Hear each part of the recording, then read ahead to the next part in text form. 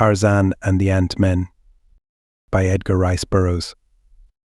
Chapter 1. In the filth of a dark hut.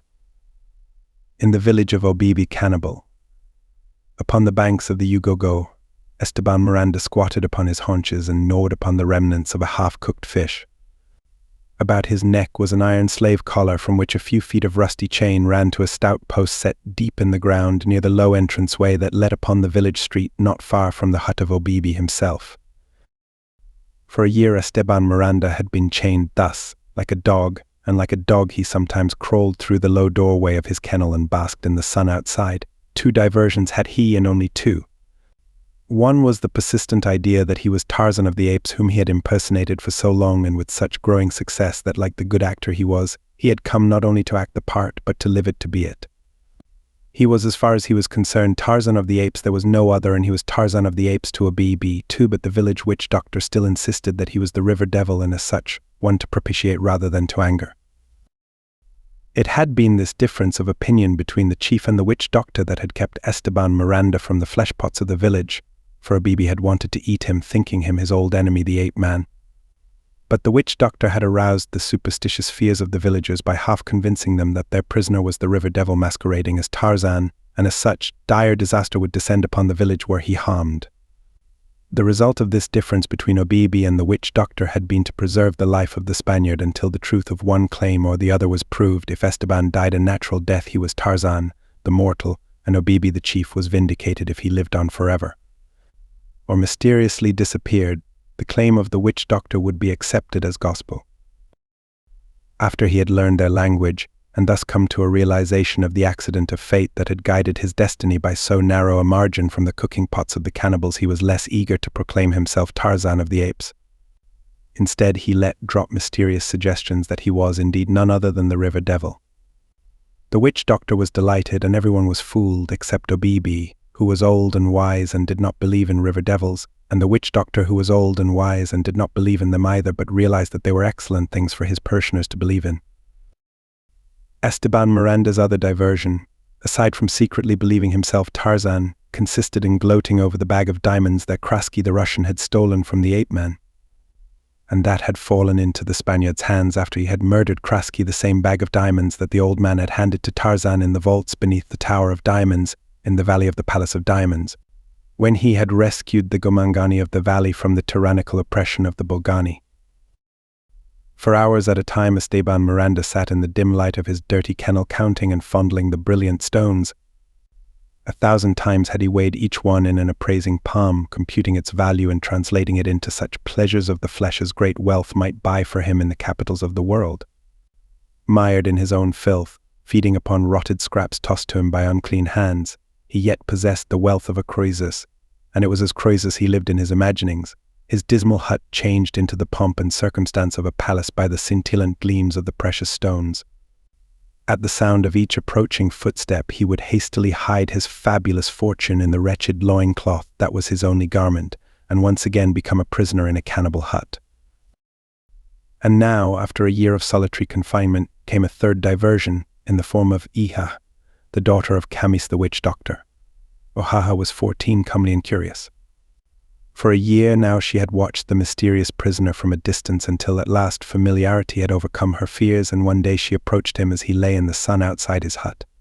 Esteban, who had been watching her half-timorous advance, smiled encouragingly. He had not a friend among the villagers. If he could make but one, his lot would be much the easier and freedom a step nearer. At last Iha came to a halt a few steps from him. She was a child, ignorant and a savage, but she was a woman-child, and Esteban Miranda knew women.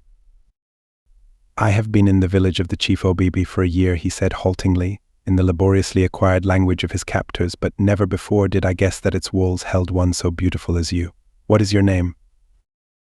Aha was pleased. She smiled broadly. "I am Aha," she told him. "My father is Camis the witch doctor."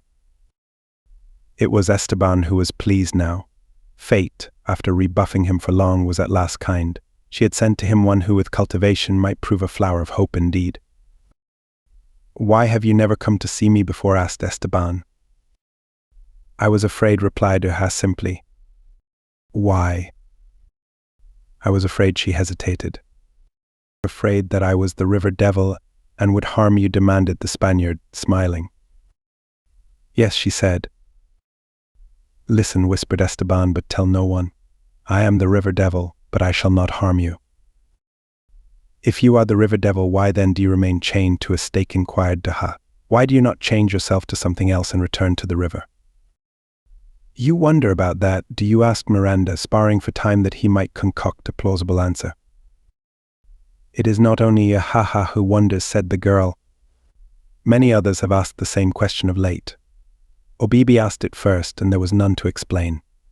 Obibi says that you are Tarzan, the enemy of Obibi and his people, but my father Camus says that you are the river devil, and that if you wanted to get away you would change yourself into a snake and crawl through the iron collar that is about your neck, and the people wonder why you do not, and many of them are commencing to believe that you are not the river devil at all." "Come closer, beautiful Aha," whispered Miranda, "that no other ears than yours may hear what I am about to tell you." The girl came a little closer and leaned toward him where he squatted upon the ground. "I am indeed the river devil," said Esteban, "and I come and go as I wish. At night, when the village sleeps, I am wandering through the waters of the Ugogo, but always I come back again. I am waiting, to try the people of the village of Obibi, that I may know which are my friends and which my enemies. Already have I learned that Obibi is no friend of mine, and I am not sure of Camus. Had Camus been a good friend, he would have brought me fine food and beer to drink. I could go when I pleased. But I wait to see if there be one in the village of Obibi who will set me free. Thus may I learn which is my best friend.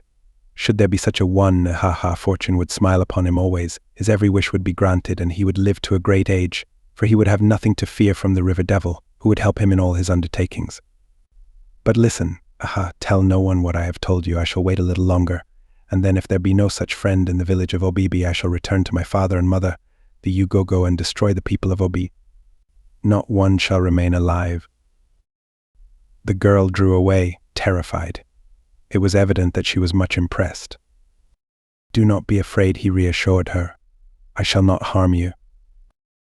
"But if you destroy all the people?" she demanded. "Then, of course," he said, "I cannot help you, but let us hope that someone comes and sets me free, so that I shall know that I have at least one good friend here. Now run along, and remember that you must tell no one what I have told you." She moved off a short distance and then returned. "When will you destroy the village?" she asked. "In a few days," he said. Aha, trembling with terror, ran quickly away in the direction of the hut of her father, Camis, the witch doctor. Esteban Miranda smiled a satisfied smile and crawled back into his hole to play with his diamonds.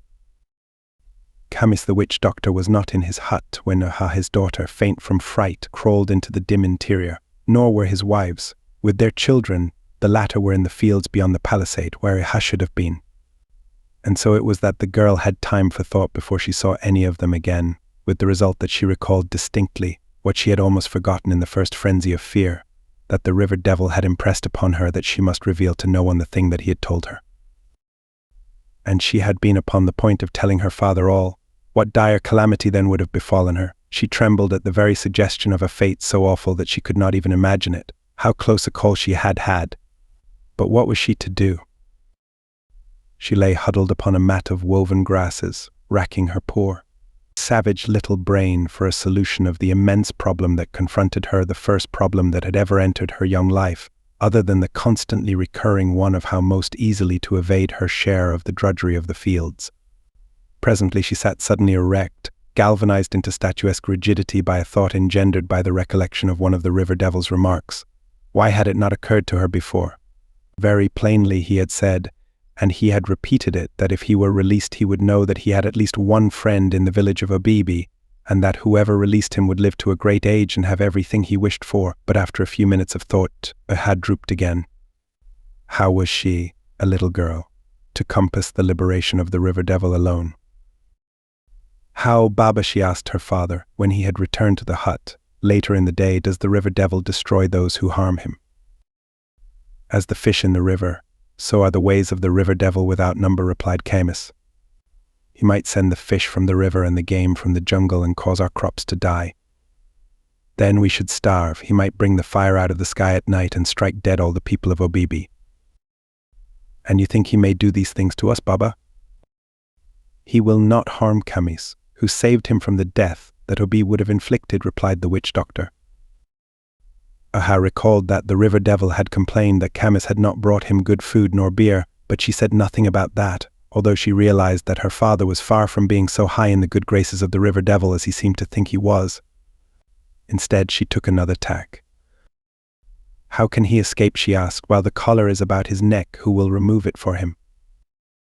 "No one can remove it but Obibi, who carries in his pouch the bit of brass that makes the collar open," replied Camis. "But the river devil needs no help, for when the time comes that he wishes to be free, he has but to become a snake and crawl forth from the iron band about his neck." "Where are you going, Aha?" "I am going to visit the daughter of Obibi," she called back over her shoulder. The chief's daughter was grinding maize, as Aha should have been doing. She looked up and smiled as the daughter of the witch doctor approached. "Make no noise," Aha, she cautioned, "for Obibi, my father, sleeps within." She nodded toward the hut. The visitor sat down and the two girls chatted in low tones. They spoke of their ornaments, their coiffures, of the young men of the village, and often when they spoke of these they giggled. Their conversation was not unlike that which might pass between two young girls of any race or clime. As they talked, Oha's eyes often wandered toward the entrance to Obibi's hut, and many times her brows were contracted in much deeper thought than their idle passages warranted. Where she demanded suddenly, "Is the armlet of copper wire that your father's brother gave you at the beginning of the last moon?" Obibi's daughter shrugged. "He took it back from me," she replied, "and gave it to the sister of his youngest wife." Oha appeared crestfallen. Could it be that she had coveted the copper bracelet? Her eyes closely scrutinized the person of her friend. Her brows almost met, so deeply was she thinking. Suddenly her face brightened. "The necklace of many beads that your father took from the body of the warrior captured for the last feast," she exclaimed. "You have not lost it?" "No," replied her friend. "It is in the house of my father.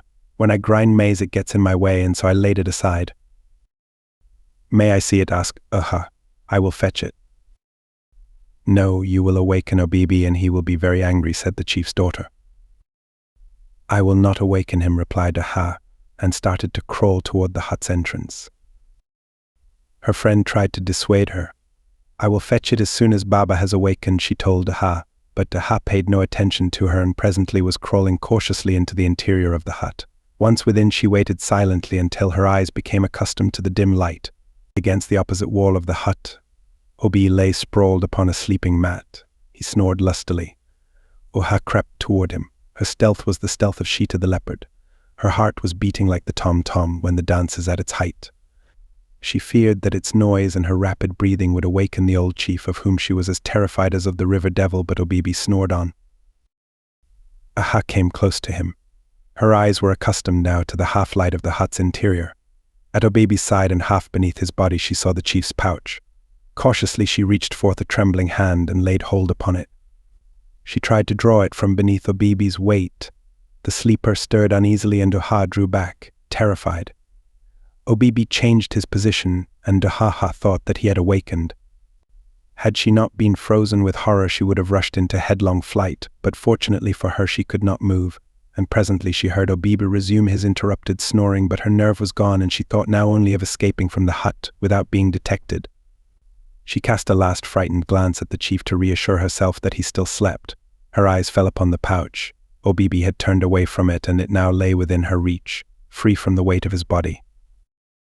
She reached for it only to withdraw her hand suddenly. She turned away. Her heart was in her mouth. She swayed dizzily, and then she thought of the river devil and of the possibilities for horrid death that lay within his power. Once more she reached for the pouch, and this time she picked it up. Hurriedly opening it, she examined the contents. The brass key was there. She recognized it because it was the only thing the purpose of which she was not familiar with. The collar, chain, and key had been taken from an Arab slave raider that Obibi had killed and eaten, and as some of the old men of Obibi's village had worn similar bonds in the past, there was no difficulty in adapting it to its intended purpose when occasion demanded. Aha hastily closed the pouch and replaced it at Obibi's side. Then, clutching the key in a clammy palm, she crawled hurriedly toward the doorway. That night, after the cooking fires had died to embers and been covered with earth, and the people of Obibi had withdrawn into their huts, Esteban Miranda heard a stealthy movement at the entrance to his kennel. He listened intently. Someone was creeping into the interior, someone or something. Who is it? Demanded the Spaniard in a voice that he tried hard to keep from trembling. Hush, responded the intruder in soft tones. It is I, Aha, the daughter of Chemis the witch doctor. I have come to set you free that you may know that you have a good friend in the village of Obibi and will therefore not destroy us. Miranda smiled. His suggestion had borne fruit more quickly than he had dared to hope, and evidently the girl had obeyed his injunction to keep silent. In that matter he had reasoned wrongly, but of what moment that, since his sole aim in life, freedom was to be accomplished? He had cautioned the girl to silence, believing this the surest way to disseminate the word he had wished spread through the village, where he was positive it would have come to the ears of some one of the superstitious savages with the means to free him now that the incentive was furnished. And how are you going to free me? Demanded Miranda. See, exclaimed he, haha, I have brought the key to the collar about your neck. Good, cried the Spaniard. Where is it? Aha crawled closer to the man and handed him the key. Then she would have fled. Wait, demanded the prisoner. When I am free you must lead me forth into the jungle.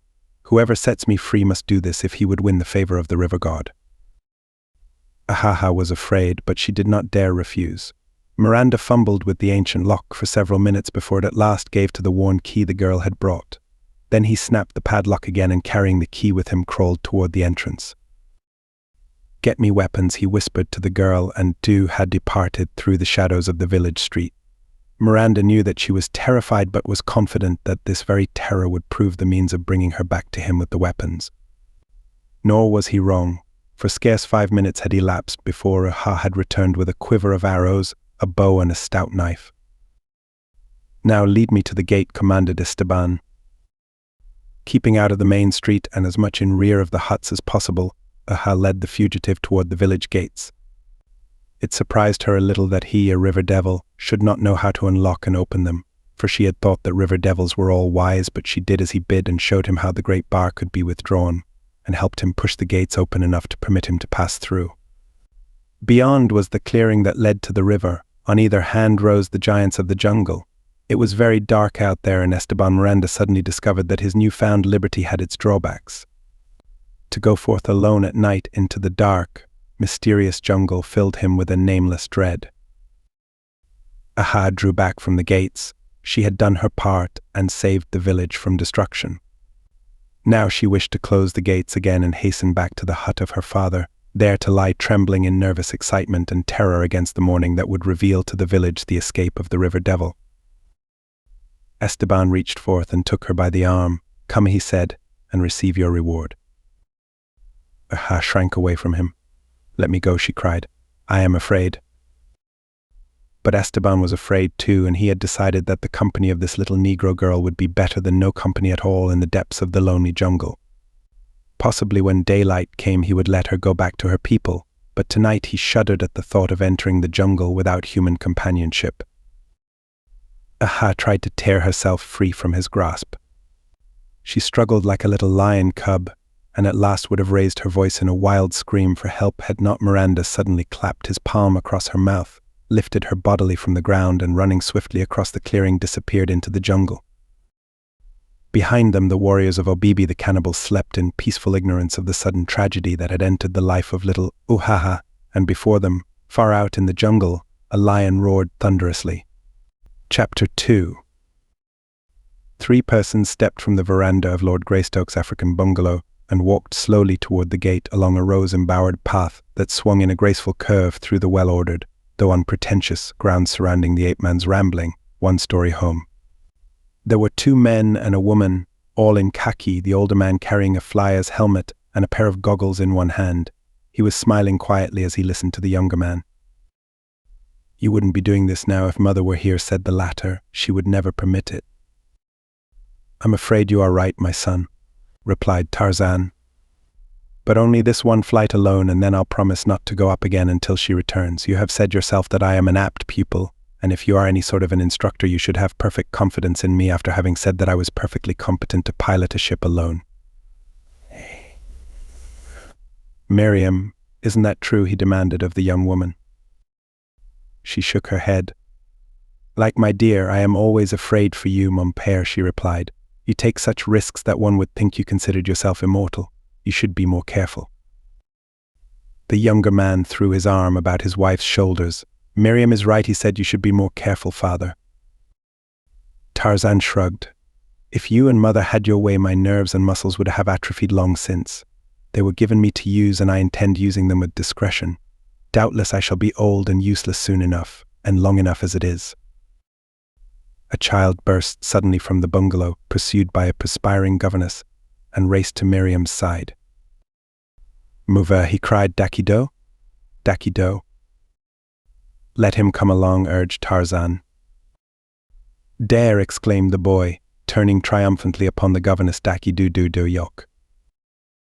Out on the level plain, that stretched away from the bungalow to the distant jungle, the verdant masses and deep shadows of which were vaguely discernible to the northwest, lay a biplane, in the shade of which lolled 2 Waziri warriors who had been trained by Korak, the son of Tarzan, in the duties of mechanicians, and later to pilot the ship themselves, a fact that had not been without weight in determining Tarzan of the Apes to perfect himself in the art of flying, since as chief of the Waziri, it was not meet that the lesser warriors of his tribe should excel him in any particular. Adjusting his helmet and goggles, Tarzan climbed into the cockpit. "Better take me along," advised Korak. Tarzan shook his head, smiling good-naturedly. Then one of the boys here urged his son, "You might develop some trouble that would force you to make a landing, and if you have no mechanician along to make repairs, what are you going to do?" "Walk," replied the ape-man. "Turn her over, Andua," he directed one of the blacks. A moment later the ship was bumping over the Velti, from which directly it rose in smooth and graceful flight, circled, climbing to a greater altitude, and then sped away in an airline. While on the ground below, the 6 strained their eyes until the wavering speck that it had dwindled to disappeared entirely from their view. "Where do you suppose he is going?" asked Miriam. Korak shook his head. "He isn't supposed to be going anywhere in particular," he replied, "just making his first practice flight alone, but knowing him as I do, I wouldn't be surprised to learn that he had taken it into his head to fly to London and see mother." "But he could never do it," cried Miriam. "No ordinary man could, with no more experience than he has had, but then you will have to admit, father is no ordinary man."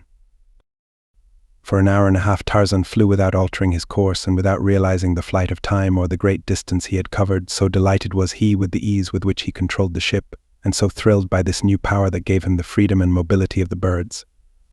The only denizens of his beloved jungle that he ever had cause to envy.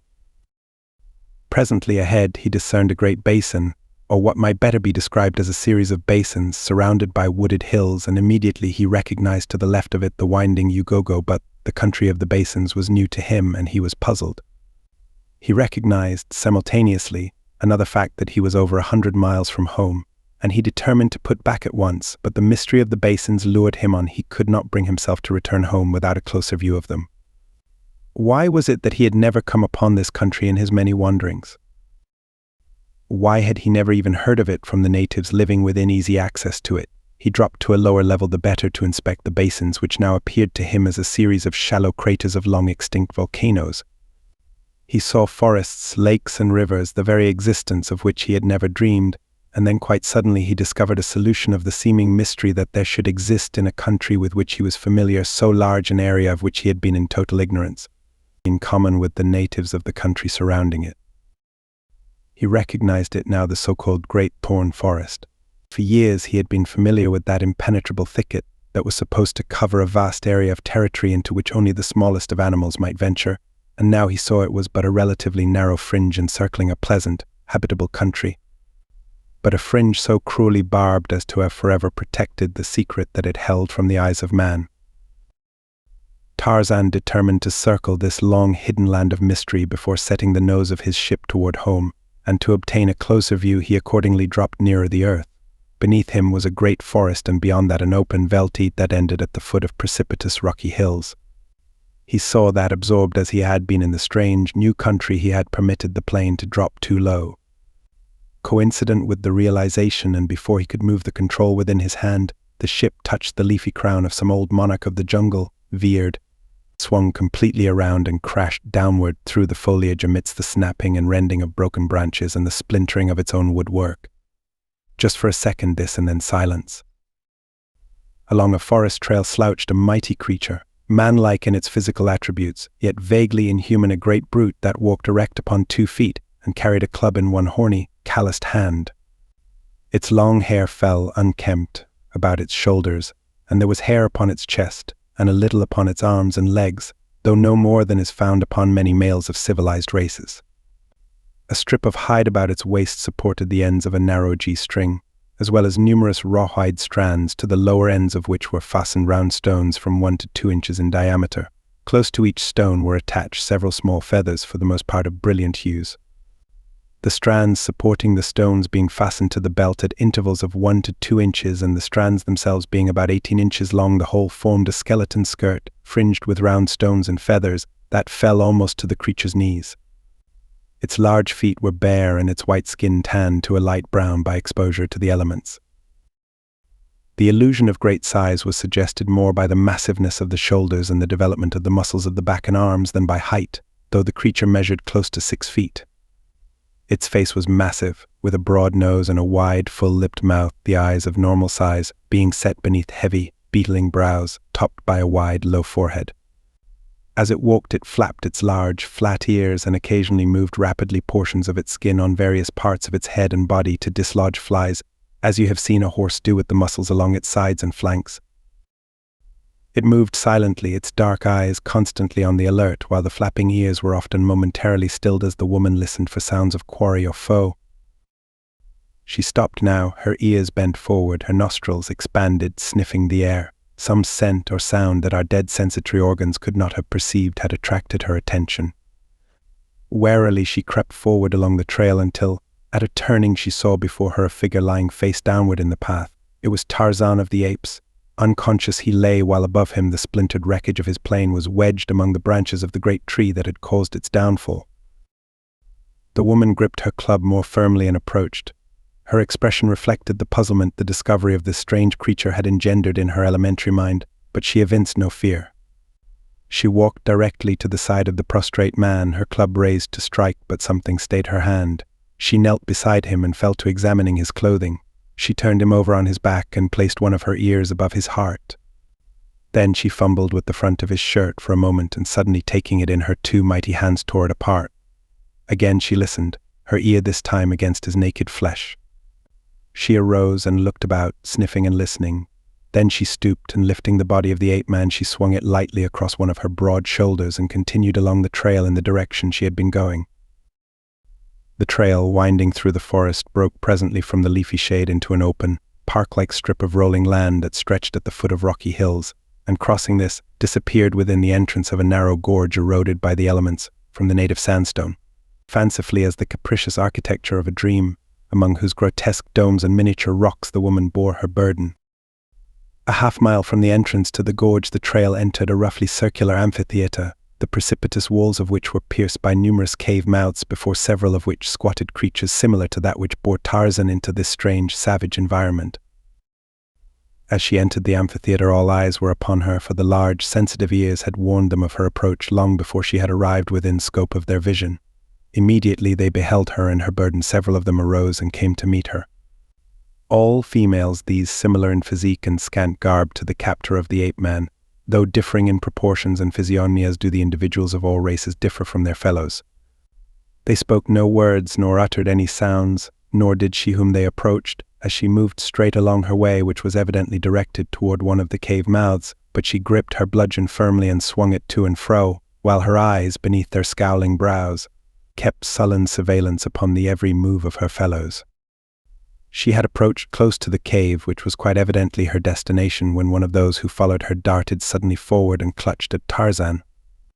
With the quickness of a cat, the woman dropped her burden, turned upon the temerarious one, and swinging her bludgeon with lightning-like celerity, felled her with a heavy blow to the head, and then, standing astride the prostrate Tarzan, she glared about her like a lioness at bay, questioning dumbly who would be next to attempt to wrest her prize from her, but the others slunk back to their caves, leaving the vanquished one lying, unconscious, in the hot sand, and the victor to shoulder her burden, undisputed, and continue her way to her cave, where she dumped the ape-man unceremoniously upon the ground just within the shadow of the entranceway, and squatting beside him, facing outward that she might not be taken unaware by any of her fellows, she proceeded to examine her find minutely.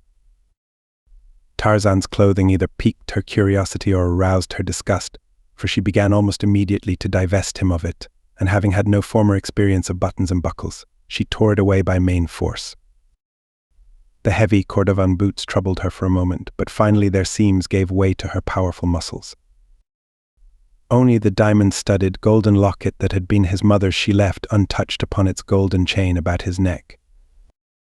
For a moment she sat contemplating him, and then she arose, and tossing him once more to her shoulder, she walked toward the center of the amphitheater, the greater portion of which was covered by low buildings constructed of enormous slabs of stone, some set on edge to form the walls, while others, lying across these, constituted the roofs.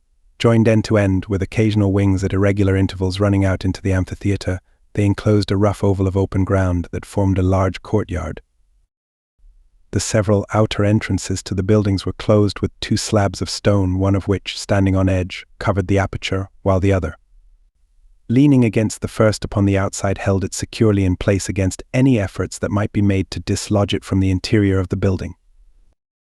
To one of these entrances the woman carried her unconscious captive, laid him on the ground, removed the slabs that closed the aperture, and dragged him into the dim and gloomy interior, where she deposited him upon the floor and clapped her palms together sharply 3 times, with the result that there presently slouched into the room 6 or 7 children of both sexes, who ranged in age from 1 year to 16 or 17. The very youngest of them walked easily and seemed as fit to care for itself as the young of most lower orders at a similar age. The girls, even the youngest, were armed with clubs, but the boys carried no weapons either of offense or defense. At sight of them the woman pointed to Tarzan, struck her head with her clenched fist, and then gestured toward herself, touching her breast several times with a calloused thumb. She made several other motions with her hands, so eloquent of meaning that one entirely unfamiliar with her sign language could almost guess their purport. Then she turned and left the building, replaced the stones before the entrance, and slouched back to her cave, passing, apparently without notice, the woman she had recently struck down and who was now rapidly regaining consciousness. As she took her seat before her cave mouth, her victim suddenly sat erect, rubbed her head for a moment, and then, after looking about dully, rose unsteadily to her feet. For just an instant she swayed and staggered, but presently she mastered herself, and with only a glance at the author of her hurt, moved off in the direction of her own cave. Before she had reached it, her attention, together with that of all the others of this strange community, or at least of all those who were in the open, was attracted by the sound of approaching footsteps. She halted in her tracks, her great ears up-pricked, listening, her eyes directed toward the trail leading up from the valley. The others were similarly watching and listening, and a moment later their vigil was rewarded by sight of another of their kind as she appeared in the entrance to the amphitheater. A huge creature this, even larger than she who captured the ape-man, broader and heavier, though little, if any, taller, carrying upon one shoulder the carcass of an antelope and upon the other the body of a creature that might have been half human and half beast, yet, assuredly, not entirely either the one or the other. The antelope was dead, but not so the other creature. It wriggled weakly, its futile movements could not have been termed struggles as it hung, its middle across the bare brown shoulder of its captor, its arms and legs dangling limply before and behind, either in partial unconsciousness or in the paralysis of fear. The woman who had brought Tarzan to the amphitheater rose and stood before the entrance to her cave. We shall have to call her the first woman, for she had no name in the muddy convolutions of her sluggish brain. She never had sensed even the need for a distinctive specific appellation, and among her fellows she was equally nameless, as were they, and so, that we may differentiate her from the others, we shall call her the first woman, and similarly we shall know the creature that she felled with her bludgeon as the second woman, and she who now entered the amphitheater with a burden upon each shoulder as the third woman. So the first woman rose, her eyes fixed upon the newcomer, her ears up-pricked. And the second woman rose, and all the others that were in sight, and all stood glaring at the third woman, who moved steadily along with her burden, her watchful eyes ever upon the menacing figures of her fellows. She was very large, this third woman, so for a while the others only stood and glared at her, but presently the first woman took a step forward, and turning, cast a long look at the second woman, and then she took another step forward and stopped and looked again at the second woman. And this time she pointed at herself, at the second woman, and then at the third woman, who now quickened her pace in the direction of her cave, for she understood the menace in the attitude of the first woman. The second woman understood too, and moved forward now with the first woman. No word was spoken. No sound issued from those savage lips that never had parted to a smile, lips that never had known laughter, nor ever would. As the two approached her, the third woman dropped her spoils in a heap at her feet, gripped her cudgel more firmly and prepared to defend her rights. The others, brandishing their own weapons, charged her. The remaining women were now but onlookers, their hands stayed perhaps by some ancient tribal custom that gauged the number of attackers by the quantity of spoil, awarding the right of contest to whoever initiated it. When the first woman had been attacked by the second woman, the others had all held aloof, for it had been the second woman that had advanced first to try conclusions for the possession of Tarzan. And now the third woman had come with 2 prizes, and since the first woman and the second woman had stepped out to meet her, the others had held back. As the 3 women came together, it seemed inevitable that the third woman would go down beneath the bludgeons of the others. But she warded both blows with the skill and celerity of a trained fencer, and stepping quickly into the opening she had made, dealt the first woman a terrific blow upon the head that stretched her motionless upon the ground, where a little pool of blood and brains attested the terrible strength of the wielder of the bludgeon, the while it marked the savage, unmourned passing of the first woman.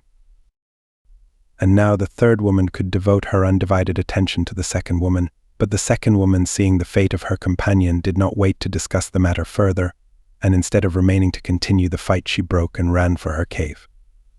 While the creature that the third woman had been carrying along with the carcass of the antelope, apparently believing that it saw a chance for escape while its captor was engaged with her assailants, was crawling stealthily away in the opposite direction. Its attempt might have proved successful had the fight lasted longer, but the skill and ferocity of the third woman had terminated the whole thing in a matter of seconds, and now, turning about, she espied a portion of her prey seeking to escape and sprang quickly after it. As she did so, the second woman wheeled and darted back to seize the carcass of the antelope, while the crawling fugitive leapt to its feet and raced swiftly down the trail that led through the mouth of the amphitheater toward the valley. As the thing rose to its feet, it became apparent that it was a man, or at least a male, and evidently of the same species as the women of this peculiar race, though much shorter and of proportionately lighter build. It stood about 5 feet in height, had a few hairs on its upper lip and chin, a much lower forehead than the women, and its eyes were set closer together. Its legs were much longer and more slender than those of the women, who seemed to have been designed for strength rather than speed, and the result was that it was apparent from the start that the third woman could have no hope of overhauling her escaping quarry. And then it was that the utility of the strange skirt of thongs and pebbles and feathers became apparent. Seizing one of the thongs, she disengaged it easily and quickly from the girdle that supported them about her hips, and grasping the end of the thong between a thumb and forefinger, she whirled it rapidly in a vertical plane until the feathered pebble at its end was moving with great rapidity. Then she let go the thong. Like an arrow, the missile sped toward the racing fugitive. The pebble, a fairly good-sized one as large as an English walnut, struck the man upon the back of his head, dropping him, unconscious, to the ground. Then the third woman turned upon the second woman, who by this time had seized the antelope, and brandishing her bludgeon bore down upon her. The second woman, possessing more courage than good sense, prepared to defend her stolen flesh, and took her stand, her bludgeon ready. As the third woman bore down upon her, a veritable mountain of muscle, the second woman met her with threatening cudgel, but so terrific was the blow dealt by her mighty adversary that her weapon, splintered, was swept from her hands, and she found herself at the mercy of the creature she would have robbed. Evidently she knew how much of mercy she might expect. She did not fall upon her knees in an attitude of supplication, not she. Instead, she tore a handful of the pebble missiles from her girdle in a vain attempt to defend herself. Futilest of futilities. The huge, destroying bludgeon had not even paused, but swinging in a great circle fell crushingly upon the skull of the second woman. The third woman paused and looked about questioningly, as if to ask, "Is there another who wishes to take from me my antelope or my man? If so, let her step forward," but no one accepted the gage, and presently the woman turned and walked back to the prostrate man. Roughly she jerked him to his feet and shook him. Consciousness was returning slowly, and he tried to stand.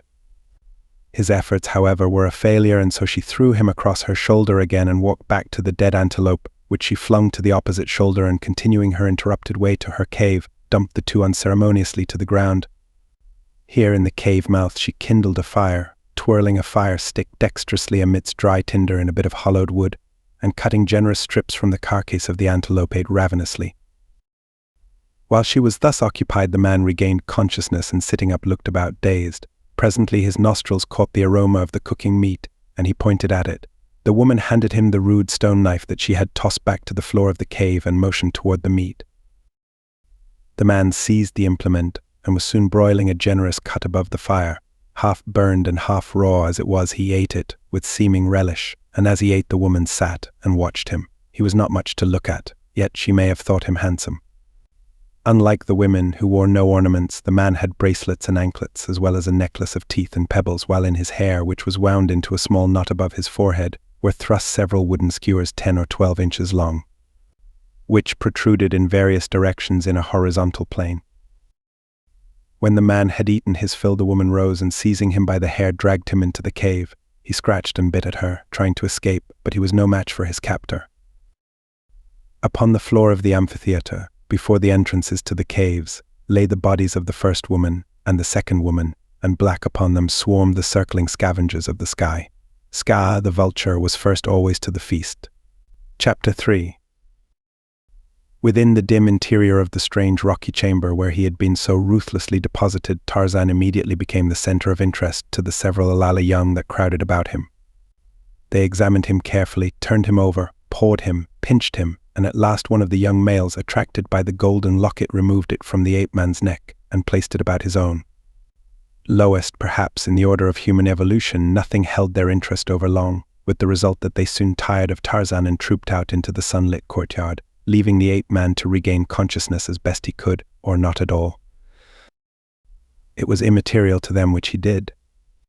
Fortunately for the lord of the jungle, the fall through the roof of the forest had been broken by the fortuitous occurrence of supple branches directly in the path of his descent, with the happy result that he suffered only from a slight concussion of the brain. Already he was slowly regaining consciousness, and not long after the Alali young had left him, his eyes opened, rolled dully about the dim interior of his prison, and closed again. His breathing was normal, and when again he opened his eyes, it was as though he had emerged from a deep and natural slumber, the only reminder of his accident being a dull aching of the head. Sitting up, he looked about him, his eyes gradually accustoming themselves to the dim light of the chamber. He found himself in a rude shelter constructed of great slabs of rock. A single opening led into what appeared to be another similar chamber, the interior of which, however, was much lighter than that in which he lay. Slowly he rose to his feet and crossed to the opening. Across the second chamber he beheld another doorway leading into the fresh air and the sunshine. Except for filthy heaps of dead grasses on the floor, the rooms both were unfurnished and devoid of any suggestion that they were utilized as places of human habitation. From the second doorway, to which he crossed, he looked out upon a narrow courtyard walled by great slabs of stone, the lower ends of which, embedded in the ground, caused them to remain erect. Here he saw the young Alali squatting about, some in the sun, others in the shadow. Tarzan looked at them in evident puzzlement. What were they? What was this place in which he was, all too evidently incarcerated? Were these his keepers, or were they his fellow prisoners? How had he come hither? Running his fingers through his shock of black hair in a characteristic gesture of perplexity, he shook his head. He recalled the unfortunate termination of the flight. He even remembered falling through the foliage of the great tree, but beyond that all was blank. He stood for a moment examining the Alali, who were all unconscious of his near presence or his gaze upon them, and then he stepped boldly out into the courtyard before them, as a lion, fearless, ignores the presence of jackals.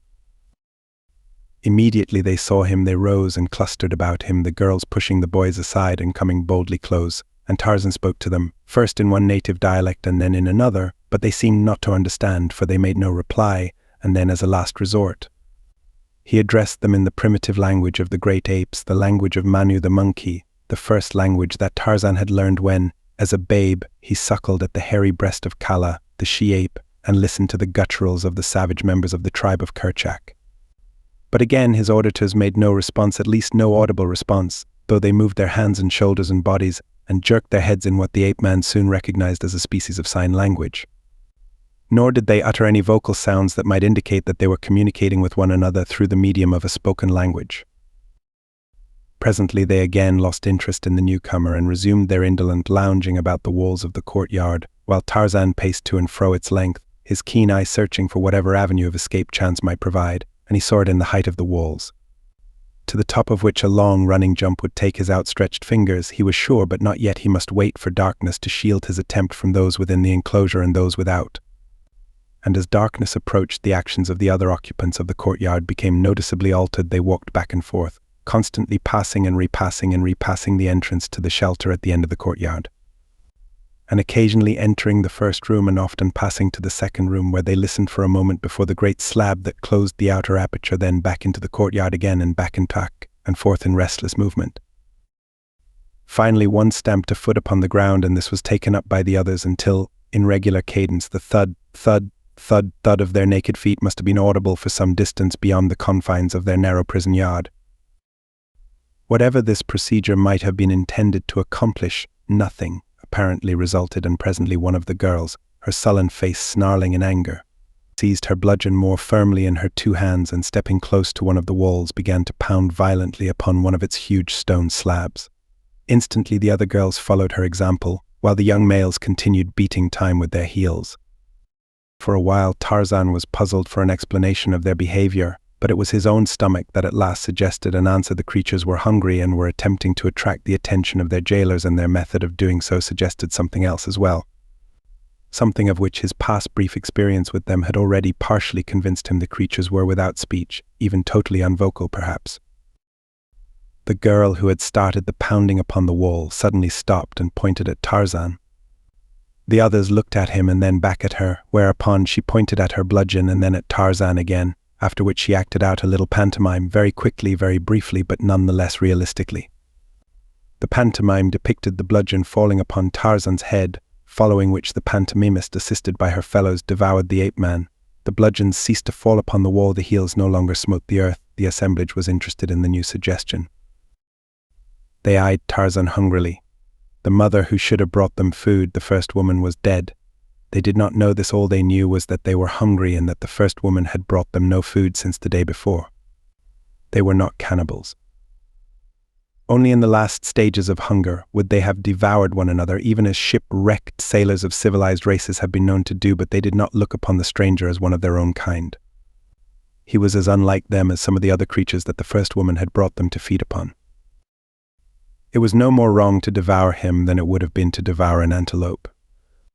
The thought, however, would not have occurred to most of them. The older girl it was who had suggested it to them, nor would it have occurred to her had there been other food, for she knew that he had not been brought here for that purpose. He had been brought as the mate of the first woman, who, in common with the other women of this primitive race, hunted a new mate each season among the forests and the jungles where the timid males lived their solitary lives, except for the brief weeks that they were held captive in the stone corrals of the dominant sex, and where they were treated with great brutality and contempt even by the children of their temporary spouses.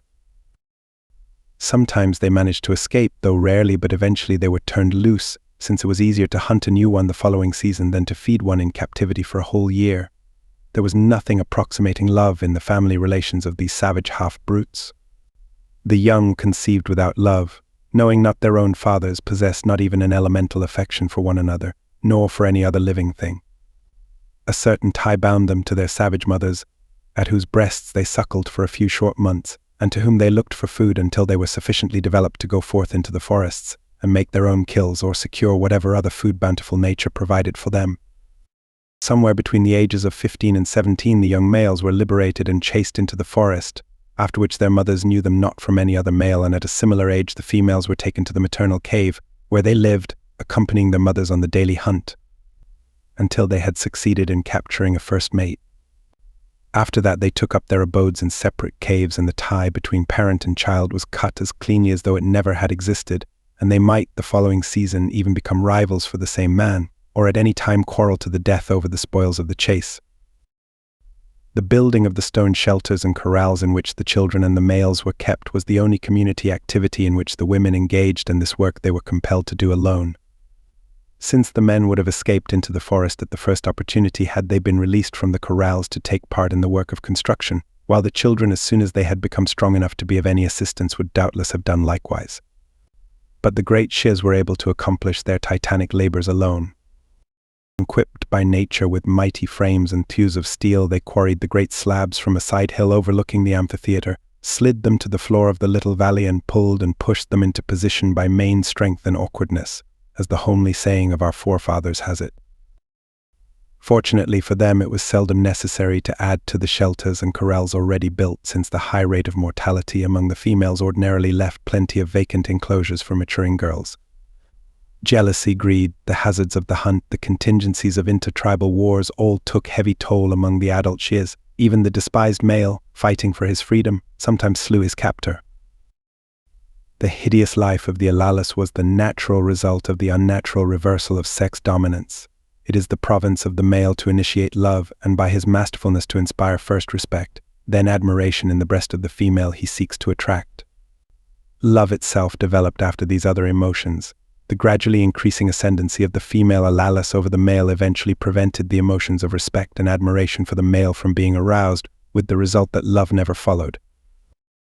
Having no love for her mate and having become a more powerful brute, the savage Alalis woman soon came to treat the members of the opposite sex with contempt and brutality, with the result that the power, or at least the desire, to initiate love ceased to exist in the heart of the male. He could not love a creature he feared and hated. He could not respect or admire the unsexed creatures that the Alali women had become. And so he fled into the forests and the jungles, and there the dominant females hunted him lest their race perish from the earth. It was the offspring of such savage and perverted creatures that Tarzan faced, fully aware of their cannibalistic intentions. The males did not attack him at once, but busily engaged themselves in fetching dry grass and small pieces of wood from one of the covered chambers, and while the three girls, one of them scarce 7 years of age, approached the ape-man warily with ready bludgeons. They prepared a fire over which they expected soon to be broiling juicy cuts from the strange creature that their hairy dam had brought them. One of the males, a lad of 16, held back, making excited signs with hands, head and body. He appeared to be trying to dissuade or prevent the girls from the carrying out of their plan. He even appealed to the other boys for backing, but they merely glanced at the girls and continued their culinary preparations. At last, however, as the girls were deliberately approaching the ape-man, he placed himself directly in their path and attempted to stop them. Instantly, the three little demons swung their bludgeons and sprang forward to destroy him. The boy dodged, plucked several of the feathered stones from his girdle and flung them at his assailants. So swift and so accurate did the missile speed that 2 girls dropped howling to the ground. The third missed, striking one of the other boys on the temple, killing him instantly. He was the youth who had stolen Tarzan's locket, which, being like all his fellow males a timid creature, he had kept continually covered by a palm since the ape-man's return to consciousness had brought him out into the courtyard among them. The older girl, nothing daunted, leaped forward, her face hideous in a snarl of rage. The boy cast another stone at her and then turned and ran toward the ape-man. What reception he expected he himself probably did not know. Perhaps it was the recrudescence of a long-dead emotion of fellowship that prompted him to place himself at Tarzan's side. Possibly Tarzan himself, in whom loyalty to kind was strong, had inspired this reawakening of an atrophied soul sense. However that may be, the fact remains that the boy came and stood at Tarzan's side while the girl, evidently sensing danger to herself in this strange new temerity of her brother, advanced more cautiously.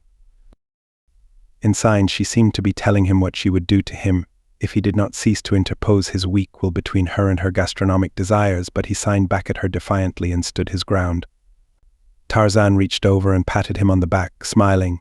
The boy bared his teeth horribly, but it seemed evident that he was trying to return the ape-man's smile. And now the girl was almost upon them. Tarzan was quite at a loss as to how to proceed against her.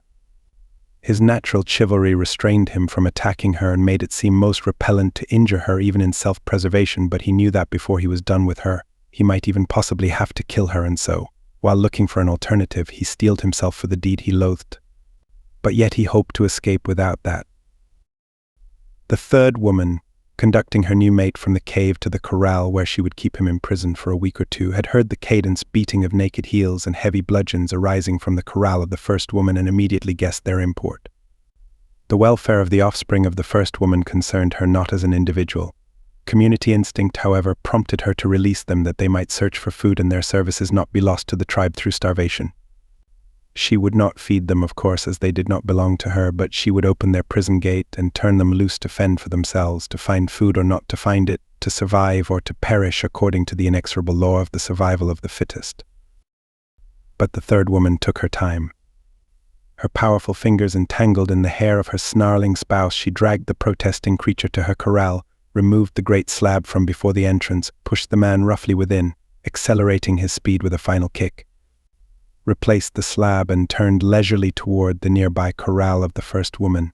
Removing the stone door, she passed through the 2 chambers and entered the corral at the moment that the oldest girl was advancing upon Tarzan. Pausing by the entranceway, she struck her bludgeon against the stone wall of the shelter, evidently to attract the attention of those within the corral. Instantly all looked in her direction. She was the first adult female, other than their own dam, that the children of the first woman had seen. They shrunk from her in evident terror.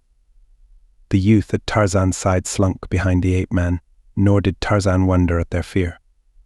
The third woman was the first adult Alalis he had seen, since all of the time that he had been in the hands of the first woman he had been unconscious. The girl who had been threatening him with her great club seemed now to have forgotten him, and instead stood with snarling face and narrowed eyes confronting the newcomer. Of all the children, she seemed the least terrified. The ape-man scrutinized the huge, brutish female standing at the far end of the corral with her savage eyes upon him. She had not seen him before, as she had been in the forest hunting at the time that the first woman had brought her prize back to the amphitheater. She had not known that the first woman had any male in her corral other than her own spawn. Here indeed was a prize. She would remove him to her own corral. With this idea in mind, and knowing that, unless he succeeded in dodging past her and reaching the entranceway ahead of her, he could not escape her, she moved very slowly toward him, ignoring now the other occupants of the corral. Tarzan, not guessing her real purpose, thought that she was about to attack him as a dangerous alien in the sacred precincts of her home. He viewed her great bulk, her enormous muscular development, and the huge bludgeon swinging in her ham-like hand, and compared them with his own defenseless nakedness. To the jungle-born, flight from useless and uneven combat carries with it no stigma of cowardice, and not only was Tarzan of the Apes jungle-born and jungle-raised, but the stripping of his clothes from him had now, as always before, stripped also away the thin and unnatural veneer of his civilization. It was then a savage beast that faced the oncoming Alalis woman, a cunning beast as well as a powerful one, a beast that knew when to fight and when to flee. Tarzan cast a quick glance behind him. There crouched the Alalis lad, trembling in fear. Beyond was the rear wall of the corral, one of the great stone slabs of which tilted slightly outward. Slow is the mind of man, slower his eye by comparison with the eye and the mind of the trapped beast seeking escape. So quick was the ape-man that he was gone before the third woman had guessed that he was contemplating flight, and with him had gone the eldest Alalis boy. Wheeling, all in a single motion, Tarzan had swung the young male to his shoulder, leapt swiftly the few paces that had separated him from the rear wall of the corral, and cat-like run up the smooth surface of the slightly tilted slab until his fingers closed upon the top. Drawn himself over without a single backward glance, dropped the youth to the ground upon the opposite side, following him so quickly that they alighted almost together. Then he glanced about. For the first time he saw the natural amphitheater and the caves before several of which women still squatted. It would soon be dark. The sun was dropping behind the crest of the western hills. Tarzan saw but a single avenue of escape, the opening at the lower end of the amphitheater through which the trail led down into the valley and the forest below. Toward this he ran, followed by the youth.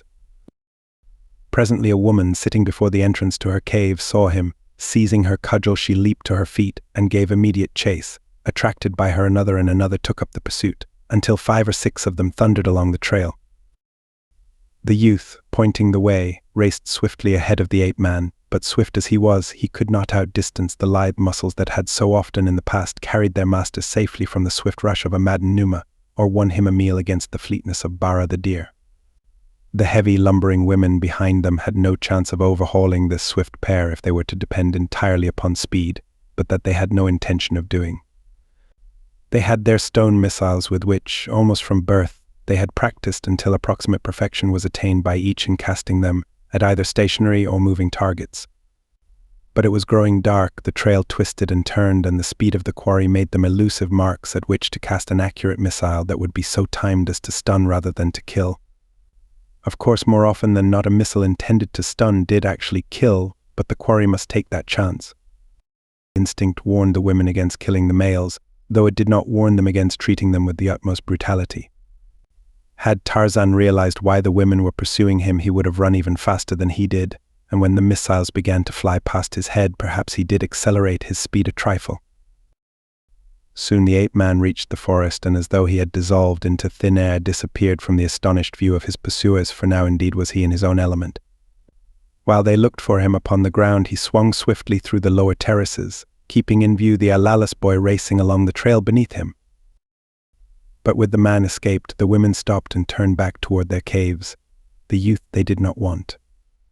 For 2 or 3 years he would roam the forests unmolested by his own kind, and if he escaped the savage beasts and the spears and arrows of the ant people, he would come to man's estate and be fair prey for any of the great shes during the mating season. For the time being, at least, he would lead a comparatively safe and happy existence. His chances of survival had been materially lessened by his early escape into the forest. Had the first woman lived, she would have kept him safely within the walls of her corral for another year at least, when he would have been better fitted to cope with the dangers and emergencies of the savage life of the forest and the jungle. The boy, his keen ears telling him that the women had given up the pursuit, halted and looked back for the strange creature that had freed him from the hated corral, but he could see only a short distance through the darkness of the growing forest night. The stranger was not in sight. The youth pricked up his great ears and listened intently. There was no sound of human footsteps other than the rapidly diminishing ones of the retreating women. There were other sounds, however, unfamiliar forest sounds that filled his muddy brain with vague terrors, sounds that came from the surrounding underbrush, sounds that came from the branches above his head, and too there were terrifying odors. Darkness, complete and impenetrable, had closed in upon him with a suddenness that left him trembling. He could almost feel it weighing down upon him, crushing him, and at the same time leaving him exposed to nameless terrors. He looked about him and could see naught, so that it seemed to him that he was without eyes, and being without a voice he could not call out either to frighten his enemies or attract the attention of the strange creature that had befriended him, and whose presence had so strangely aroused in his own breast an inexplicable emotion, a pleasurable emotion. He could not explain it, he had no word for it, who had no word for anything, but he felt it, and it still warmed his bosom, and he wished in his muddy way that he could make a noise that would attract that strange creature to him again. He was lonely and much afraid. A crackling of the bushes nearby aroused him to new and more intimate terror. Something large was approaching through the black night. The youth stood with his back against a great tree. He dared not move. He sniffed, but what movement of the air there was took course from him in the direction of the thing that was creeping upon him out of the terrible forest, and so he could not identify it. But his instinct told him that the creature had identified him, and was doubtless creeping closer to leap upon him and devour him. He knew naught of lions, unless instinct carries with it a picture of the various creatures of which the denizens of the wild are instinctively afraid. In all his life he had never been outside the corral of the first woman, and as his people are without speech, his dam could have told him nothing of the outside world, yet when the lion roared he knew that it was a lion. Chapter 4. Esteban Miranda, clinging tightly to the wrist of little Leha, crouched in the darkness of another forest 20 miles away, and trembled as the thunderous notes of another lion reverberated through the jungle. The girl felt the trembling of the body of the big man at her side, and turned contemptuously upon him. "You are not the river devil," she cried. "You are afraid. You are not even Tarzan, for Camis, my father, has told me that Tarzan is afraid of nothing. Let me go that I may climb a tree. Only a coward or a fool would stand here dead with terror, waiting for the lion to come and devour him. Let me go, I say." And she attempted to wrench her wrist free from his grasp. "Shut up," he hissed. "Do you want to attract the lion to us?" But her words and struggles had aroused him from his paralysis, and stooping he seized her and lifted her until she could grasp the lower branches of the tree beneath which they stood. Then, as she clambered to safety, he swung himself easily to her side. Presently, higher up among the branches, he found a safer and more comfortable resting place, and there the two settled down to await the coming of the dawn, while below them Numa the lion prowled for a while, coughing and grunting, and occasionally voicing a deep roar that shook the jungle. When daylight came at last, the two, exhausted by a sleepless night, slipped to the ground. The girl would have delayed, hoping that the warriors of Abib might overtake them, but the man harbored a fear rather than a hope of the same contingency, and was therefore for hastening on as rapidly as possible, that he might put the greatest possible distance between himself and the black cannibal chief.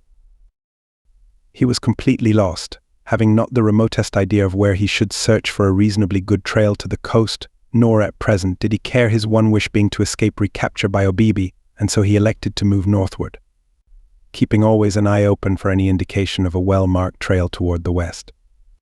Eventually he hoped he might discover a village of friendly natives who would aid him upon his journey toward the coast, and so the two moved as rapidly as they could in a northerly direction, their way skirting the great thorn forest along the eastern edge of which they traveled. The sun beating down upon the hot corral of the first woman found it deserted of life. Only the corpse of a youth lay sprawled where it had fallen the previous evening. A speck appeared in the distant blue. It grew larger as it approached until it took upon itself the form of a bird gliding easily upon motionless wings. Nearer and nearer it came, now and again winging great, slow circles, until at last it swung above the corral of the first woman. Once again it circled, and then dropped to earth within the enclosure sky. The vulture had come. Within the hour the body of the youth was hidden by a mantle of the great birds. It was a 2 days' feast, and when they left, only the clean-picked bones remained, and entangled about the neck of one of the birds was a golden chain, from which depended a diamond-encrusted locket. Edgar fought the bauble that swung annoyingly beneath him when he flew and impeded his progress when he walked upon the ground, but it was looped twice about his neck and he was unable to dislodge it, and so he winged away across the great thorn forest, the bright gems gleaming and scintillating in the sun. Tarzan of the apes, after eluding the women that had chased him and the allaless youth into the forest, halted in the tree beneath which the frightened son of the first woman had come to a terrified pause. He was there, close above him, when Numa charged, and reaching quickly down had seized the youth by the hair and dragged him to safety as the lion's raking talons embraced thin air beneath the feet of the allaless. The following day the ape-man concerned himself seriously in the hunt for food, weapons, and apparel. Naked and unarmed as he was, it might have gone hard with him had he been other than Tarzan of the apes, and it had gone hard, too, with the allaless had it not been for the ape-man. Fruits and nuts Tarzan found, and birds' eggs, but he craved meat, and for meat he hunted assiduously, not alone because of the flesh of the kill, but for the skin and the gut and the tendons, that he could use in the fabrication of the things he required for the safety and comfort of his primitive existence. As he searched for the spoor of his prey, he searched also for the proper woods for a spear and for bow and arrows, nor were they difficult to find in this forest of familiar trees, but the day was almost done before the gentle wind, up which he had been hunting, carried to his sensitive nostrils the scent spoor of Bara the deer. Swinging into a tree, he motioned the allaless to follow him, but so inept and awkward was the creature that Tarzan was compelled to drag him to a place among the branches, where by signs he attempted to impart to him the fact that he wished him to remain where he was, watching the materials that the ape-man had collected for his weapons, while the latter continued the hunt alone. That the youth understood him he was not at all sure, but at least he did not follow when Tarzan swung off silently through the branches of the forest along the elusive trail of the ruminant, the scent of which was always translated to the foster son of Kala the she-ape as Bara the deer, though in fact, as practically always, the animal was an antelope. But strong are the impressions of childhood, and since that long-gone day upon which he had pored over the colored alphabet primer in the far-off cabin of his dead father beside the landlocked harbor on the west coast, and learned that D stands for deer, and had admired the picture of the pretty animal, the thing that most closely resembled it, with which he was familiar in his daily life, the antelope became for him then, and always remained, Bara the deer.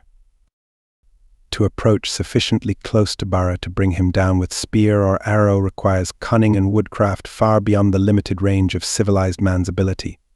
The native hunter loses more often than he wins in this game of wits and percipience. Tarzan, however, must excel them both, and the antelope too, in the keenness of his perceptive faculties and in coordination of mind and muscles, if he were to lay Bara low with only the weapons with which nature had endowed him. As Tarzan sped silently through the jungle, guided by his nostrils, in the direction of Bara the deer, increasing strength of the familiar effluvium apprised him that not far ahead Bara foregathered in numbers, and the mouth of the savage ape-man watered in anticipation of the feast that but awaited his coming. And as the strength of the scent increased, more warily went the great beast, moving silently, a shadow among the shadows of the forest, until he came at last to the verge of an opening in which he saw a dozen antelope grazing.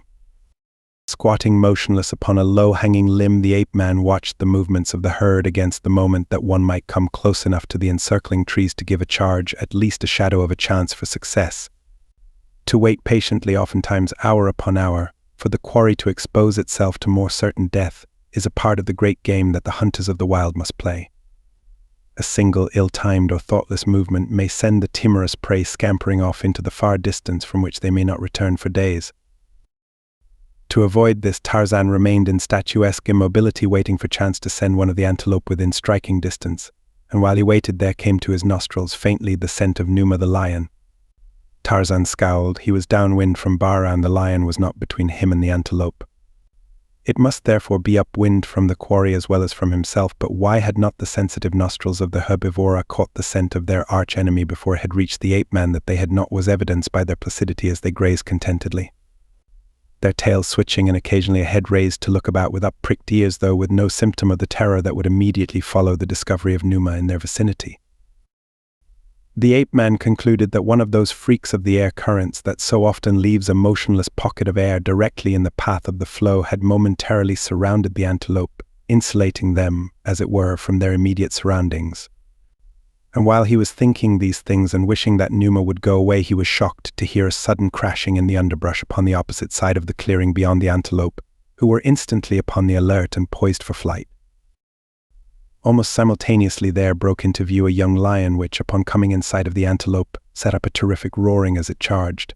Tarzan could have torn his hair in rage and disappointment. The blundering stupidity of a young lion had robbed him of his meat. The ruminants were scattering in all directions. The lion, charging futilely, had lost his own meat and Tarzan's too. But wait, what was this? A terrified buck, blind to all save the single thought of escape from the talons of the dread carnivore, was bolting straight for the tree in which Tarzan sat. As it came beneath him, a sleek brown body shot head foremost from the foliage. Steel fingers gripped the throat of the buck, strong teeth fastened in its neck. The weight of the savage hunter carried the quarry to its knees, and before it could stumble to its feet again, a quick wrench with those powerful hands had twisted and broken its neck. Without a backward glance, the ape-man threw the carcass to his shoulder and leaped into the nearest tree. He had no need to waste time in looking back to know what Numa would be doing, for he realized that he had leaped upon Bara full in the sight of the king of beasts. Scarce had he drawn himself to safety ere the great cat crashed across the spot where he had stood. Numa, baffled, roared terribly as he returned to glare up at the ape-man perched above him. Tarzan smiled. "Son of Dango, the hyena," he taunted, "go hungry until you learn to hunt." And casting a broken branch contemptuously in the lion's face, the ape-man vanished among the leafy branches, bearing his kill lightly across one broad shoulder. It was still daylight when Tarzan returned to where the Alalis was awaiting him.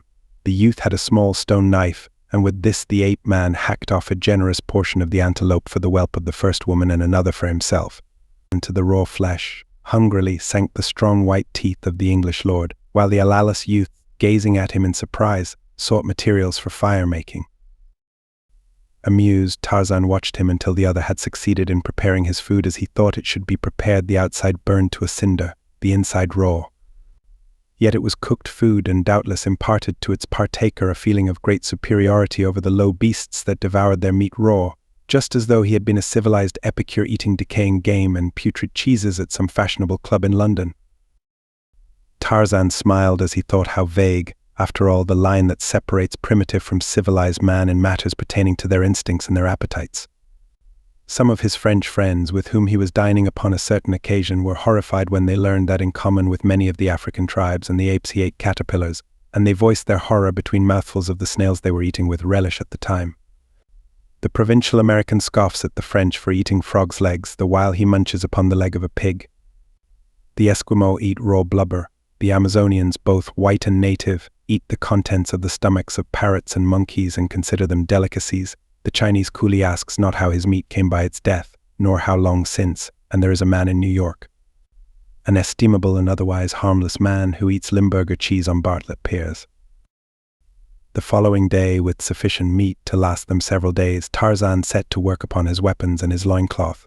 Showing the Alalis how to scrape the antelope hide with his stone knife, the ape-man set to work, with nothing more in the way of tools than bits of stone picked from the bed of a stream, to fashion weapons with which to cope successfully with the Alali women, the great carnivores, and whatever other enemies time might reveal to him.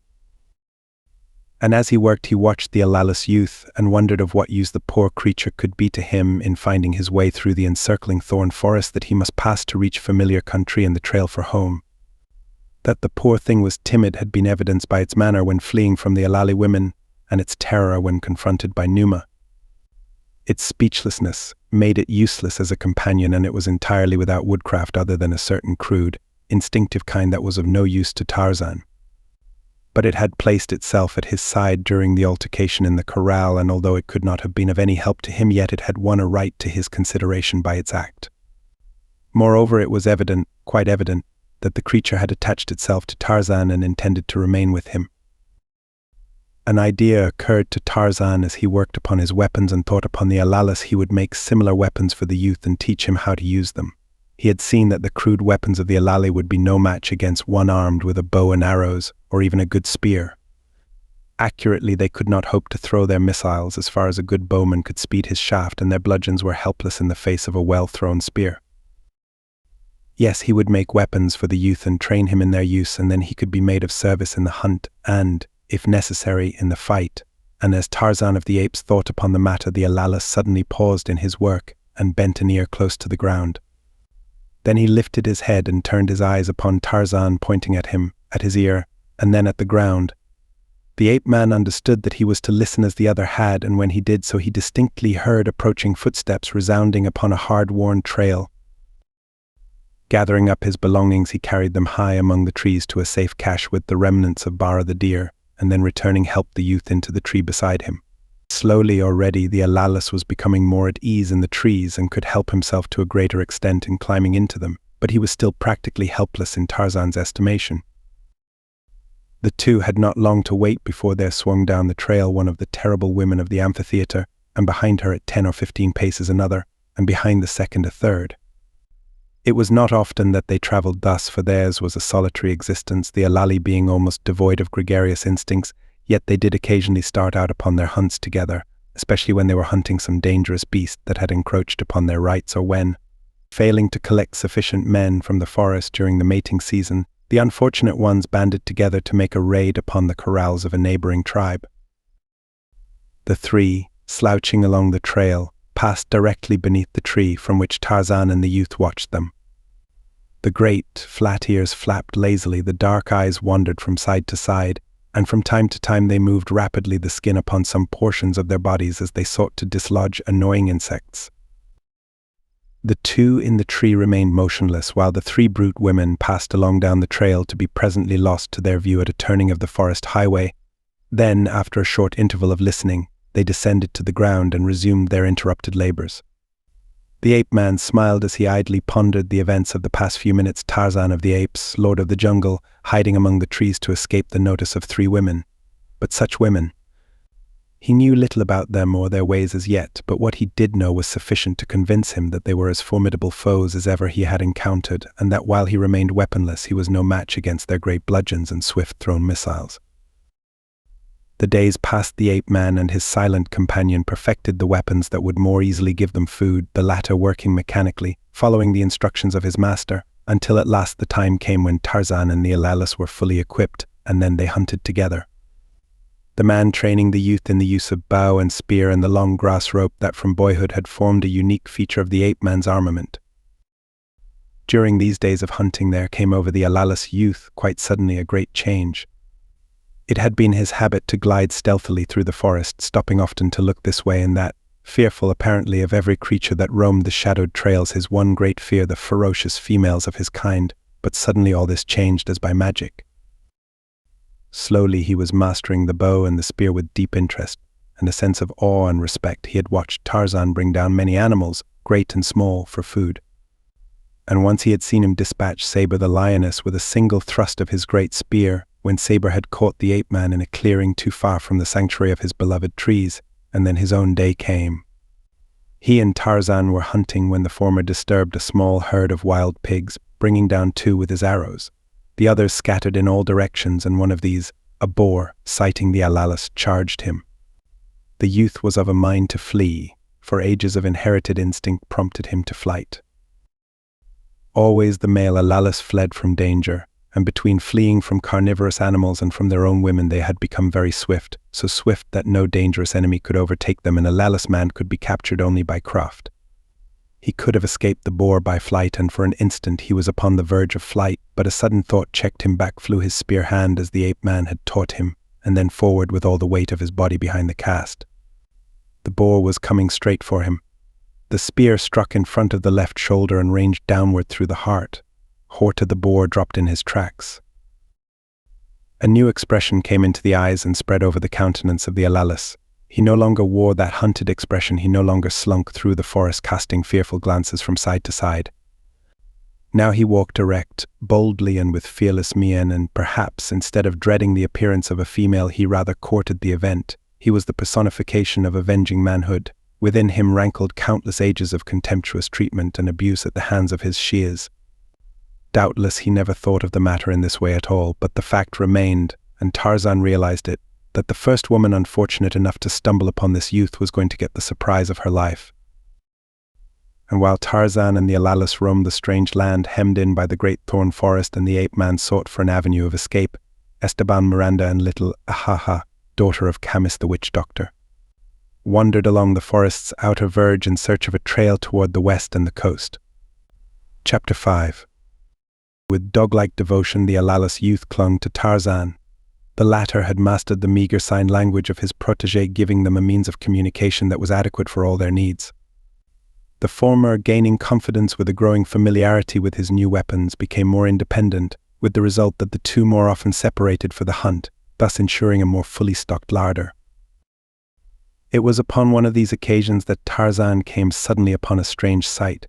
He had been following the scent spoor of Bara the deer when it was suddenly crossed by that of one of the great female Alali. That probably meant that another would attempt to rob him of his prey. The savage instinct of the jungle beast predominated in the guidance of the breech-clouted ape-man. It was not the polished Lord Greystoke of London who, snarling up a lip, revealed two gleaming fighting fangs. It was a primordial hunting brute about to be robbed of its quarry. Taking to the trees, he moved rapidly in the direction of the Alalis woman, but before he came within sight of her, a new scent impinged upon his nostrils, a strange new scent that puzzled him. It was the scent of man, yet strange and unfamiliar to a degree. Never before had anything like it arrested his attention. It was very faint, and yet, somehow, he knew that it was close, and then ahead of him he heard voices, low musical voices, that came faintly to his ears, and though they were low and musical, there was something in the quality and pitch of them that suggested excitement. Now, Tarzan went more carefully, Bara, the deer, all but forgotten. As he drew nearer, he realized that there were many voices and much commotion, and then he came upon a large plain that stretched away to distant hills, and in the foreground, not 100 yards from him, he looked upon a sight that might well have caused him to doubt the veracity of his own eyes. The only familiar figure was a giant Alalis woman. Surrounding her was a horde of diminutive men, tiny white warriors mounted upon what appeared to be a form of the royal antelope of the west coast. Armed with lances and swords, they repeatedly charged at the huge legs of the Alalis, who, backing slowly toward the forest, kicked viciously at her assailants and struck at them with her heavy bludgeon. It quickly became evident to Tarzan that they were attempting to hamstring her, and had they been successful they might easily have slain her then, but though there must have been fully 100 of them, their chances of success appeared small, since with a single kick of her mighty foot the woman could lay low a dozen or more of her assailants at a time. Already fully half the force was hors de combat, their bodies with those of many of their mounts being scattered out onto the plain, marking the trail of the combat up to the time that Tarzan had come upon the scene. The courage of the survivors, however, filled Tarzan with admiration as he watched them hurl themselves upon almost certain death in their stubborn efforts to bring down the female, and then it was that the ape-man saw the reason, or the apparent reason. For the mad sacrifice of life in her left hand, the Alalis clutched one of the tiny warriors. It was to rescue him, evidently, that the others were maintaining this forlorn hope. If the warriors filled Tarzan with admiration, to scarcely a lesser extent did their courageous and agile mounts. Always had he thought of the royal antelope, the smallest known member of its family, as the most timid of creatures, but not so these cousins of theirs.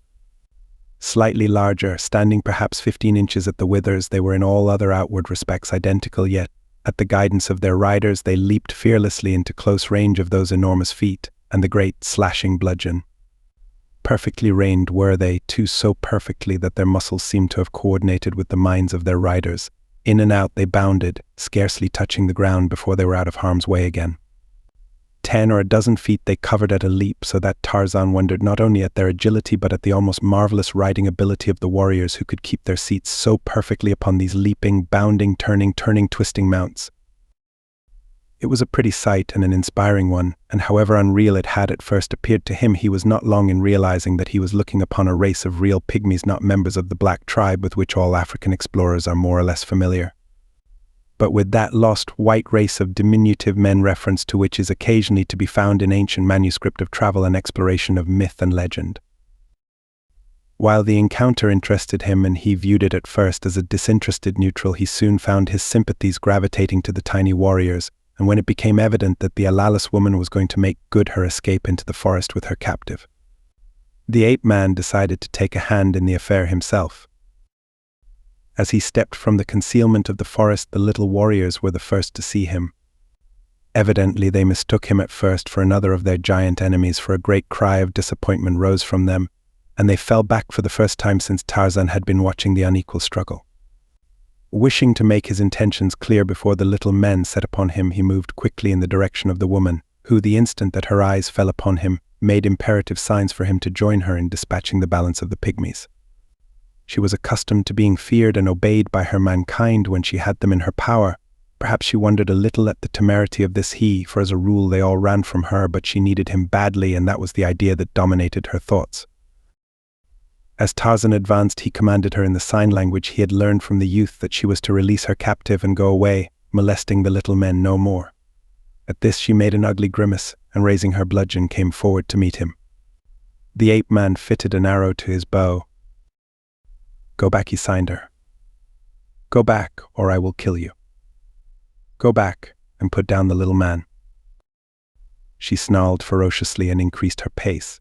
Tarzan raised the arrow to the level of his eye and drew it back until the bow bent. The pygmies, realizing that for the moment at least this strange giant was their ally, sat their mounts and awaited the outcome of the duel. The ape-man hoped that the woman would obey his commands before he was compelled to take her life, but even a cursory glance at her face revealed anything but an intention to relinquish her purpose, which now seemed to be to annihilate this presumptuous meddler as well. On she came. Already she was too close to make further delay safe, and the ape-man released his shaft. Straight into her savage heart it drove, and as she stumbled forward, Tarzan leaped to meet her, seizing the warrior from her grasp before she might fall upon the tiny body and crush it, and as he did so the other warriors, evidently mistaking his intentions, spurred forward with loud shouts and brandishing weapons, but before they had reached him he had set the rescued man upon the ground and released him. Instantly the attitude of the charging pygmies changed again, and from war cries their tones turned to cheers. Riding forward they drew rein before the warrior that Tarzan had rescued, and several of their number leaped from their mounts and, kneeling, raised his hand to their lips. It was evident then to the ape-man that he had rescued one who stood high among them, their chief perhaps, and now he wondered what would be their attitude toward him, as with a look of amused tolerance upon his grim features, he watched them as one might watch the interesting doings of a swarm of ants. As they felicitated their fellow upon his miraculous escape, Tarzan had an opportunity to inspect them more closely. The tallest of them stood about 18 inches in height. Their white skins were tanned by exposure to a shade a trifle darker than his own, yet there was no question but that they were white men. Their features were regular and well proportioned, so that by any standards of our race they would have been considered handsome. There were of course variations and exceptions, but on the whole those that he saw before him were fine-looking men. All were smooth-faced, and there seemed to be no very old men among them, while he whom Tarzan had saved from the Alalis woman was apparently younger than the average, and much younger than those who had dismounted to do him homage. As Tarzan watched them, the young man bade the others rise, and then addressed them for a moment, after which he turned toward the ape-man and directed his remarks to him, none of which, of course, Tarzan could understand. By his manner, however, he guessed that the other was thanking him, and possibly too asking his further intentions toward them, and in reply the ape-man endeavored to assure them that he desired their friendship. Further, to emphasize his peaceful intentions, he cast his weapons aside and took a step toward them, his arms thrown slightly outward, his open palms in their direction. The young man seemed to understand his friendly overtures, for he too advanced, offering his hand to Tarzan. The ape-man knew that the other meant that he should kiss it, but this he did not do, preferring to assume a role of equality with their highest. Instead, he kneeled upon one knee that he might more easily reach the proffered hand of the pygmy, and pressing the tiny fingers gently, inclined his head slightly in a formal bow which carried no suggestion of servility. The other seemed satisfied, returned the bow with equal dignity, and then attempted to convey to the ape-man that he and his party were about to ride off across the plain, inviting him to accompany them. Rather curious to see more of these remarkable little people, Tarzan was nothing loath to accept the invitation. Before the party set out, however, they dispersed to gather up their dead and wounded, and to put out of their misery any of the injured antelope that were too severely hurt to travel. This they did with the relatively long, straight sword which was part of the armament of each. Their lances they left resting in cylindrical boots attached to the right side of their saddles. For other weapons, Tarzan could discover nothing but a tiny knife carried in a scabbard at the right side by each warrior. The blade, like the blade of the rapier, was two-edged but only about 1.5 inches long, with a very sharp point. Having gathered the dead and wounded, the latter were examined by the young leader of the party, who was accompanied by the 5 or 6 who had gathered about him at the time that Tarzan had released him. These Tarzan took to be lieutenants or under-chiefs. He saw them question the wounded, and in 3 cases, each evidently a hopeless one, the leader ran his sword quickly through the hearts of the unhappy men. While this seemingly cruel yet unquestionably sound military measure was being carried out, the balance of the warriors, directed by under-officers, were excavating a long trench beside the dead, of which there were 20. Their tool being a stout shovel blade carried attached to the saddle, and which could be quickly fitted to the butt of the spear or lance. The men worked with extreme rapidity and under a plan that seemed to abhor lost motion, of which there was the absolute minimum, until in an incredibly short time they had excavated a trench 50 inches in length, 18 inches wide and 9 inches deep, the equivalent of which to men of normal size would have been nearly 17 feet long, 6 feet wide and 3 feet deep. Into this they packed the dead like sardines and in 2 layers. They then shoveled back sufficient earth to fill the interstices between the bodies and to come to a level with the top of the upper layer, after which loose stones were rolled in until the bodies were entirely covered by 2 inches of stones.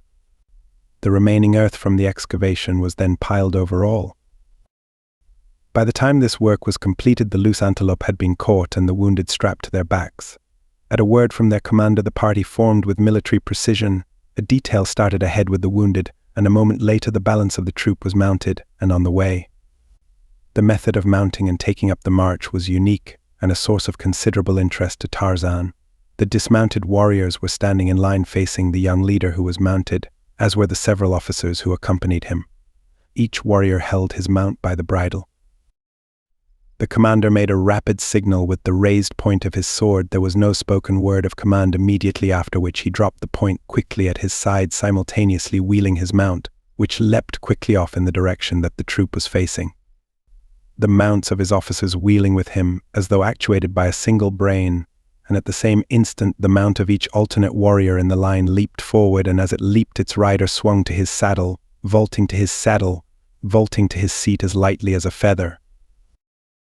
The instant the first line had cleared them, the antelopes of the second line leaped in pursuit, their riders mounted as had the others before them, and with a second and longer leap the intervals were closed and the whole troop raced forward in a compact line. It was a most clever and practical evolution, and one that made it possible to put mounted troops in motion as rapidly as foot troops. There was no long delay caused by taking distance, mounting and closing ranks. As the troop galloped away, 10 warriors wheeled from the left flank, and following one of the officers who had detached himself from the party of the commander of the troop, returned to Tarzan. By signs the officer conveyed to the ape-man the intelligence that he was to follow this party which would guide him to their destination. Already the main body was far away across the open plain, their lithe mounts clearing as many as 5 or 6 feet in a single bound. Even the swift Tarzan could not have kept pace with them. As the ape-man started away under the guidance of the detachment, his thoughts reverted for an instant to the Alalis youth, who was hunting alone in the forest behind them. But he soon put the creature from his mind with the realization that it was better equipped to defend itself than any of its kind, and that when he had made his visit to the country of the pygmies he could doubtless return and find the Alalis, if he so desired. Tarzan, inured to hardship and to long and rapid marches, fell into a dog trot such as he could keep up for hours at a time without rest, while his guides, trotting their graceful mounts, kept just ahead of him. The plain was more rolling than it had appeared from the verge of the forest, with here and there a clump of trees. The grass was plentiful, and there were occasional bands of the larger species of antelope grazing at intervals. At sight of the approaching riders and the comparatively giant-like figure of Tarzan, they broke and ran. Once they passed a rhinoceros, the party making only a slight detour to avoid it, and later in a clump of trees. The leader halted his detachment suddenly and, seizing his lance, advanced again slowly toward a clump of bushes, at the same time transmitting an order to his men, which caused them to spread and surround the thicket. Tarzan halted and watched the proceedings. The wind was blowing from him in the direction of the thicket, so that he could not determine what manner of creature, if any, had attracted the attention of the officer, but presently, when the warriors had completely surrounded the bushes and those upon the other side had ridden into it, their spears couched and ready, he heard an ugly snarl issuing from the center of the thicket, and an instant later an African wildcat sprang into view, leaping directly at the officer, waiting with ready spear to receive it. The weight and momentum of the beast all but unseated the rider, the point of whose spear had met the cat full in the chest. There were a few spasmodic struggles before death ensued, during which, had the spear broken, the man would have been badly mauled and perhaps killed, for the cat was relatively as formidable a beast as is the lion to us. The instant that it died, 4 warriors leapt forward, and with their sharp knives removed the head and skin in an incredibly short time. Tarzan could not but note that everything these people did was accomplished with maximum efficiency. Never did there seem to be any lost motion, never was one at a loss as to what to do, never did one worker get in the way of another. Scarcely 10 minutes had elapsed from the moment that they had encountered the cat before the detachment was again moving, the head of the beast fastened to the saddle of one of the warriors, the skin to that of another. The officer who commanded the detachment was a young fellow, not much, if any, older than the commander of the troop. That he was courageous, Tarzan could bear witness from the manner in which he had faced what must have been, to so diminutive a people, a most deadly and ferocious beast. But then, the entire party's hopeless attack upon the Alalis woman had proved that they all were courageous. And the ape-man admired and respected courage. Already he liked these little men, though it was at times still difficult for him to accept them as a reality, so prone are we to disbelieve in the possibility of the existence of any form of life with which we are not familiar by association or credible repute. They had been traveling for almost 6 hours across the plain. The wind had changed, and there was borne to Tarzan's nostrils clearly the scent of Bara the deer, ahead. The ape-man, who had tasted no food that day, was ravenous, with the result that the odor of meat aroused all the savage instincts fostered by his strange upbringing. Springing forward abreast the leader of the detachment that was escorting him, he signed them to halt, and then, as clearly as he could through the comparatively laborious and never quite satisfactory medium of further signs, explained that he was hungry, that there was meat ahead, and that they should remain in the rear until he had stalked his prey and made his kill. The officer having understood and signified his assent, Tarzan crept stealthily forward toward a small clump of trees, beyond which his keen scent told him there were several antelope, and behind Tarzan followed the detachment, so noiselessly that even the keen ears of the ape-man heard them not. Sheltered by the trees, Tarzan saw a dozen or more antelope grazing a short distance beyond, the nearest being scarce 100 feet from the small grove. Unslinging his bow and taking a handful of arrows from his quiver, the ape-man moved noiselessly to the tree nearest the antelope. The detachment was not far behind him, though it had stopped the moment the officer saw the game that Tarzan was stalking, lest it be frightened away. The pygmies knew naught of bows and arrows, and so they watched with deep interest every move of the ape-man.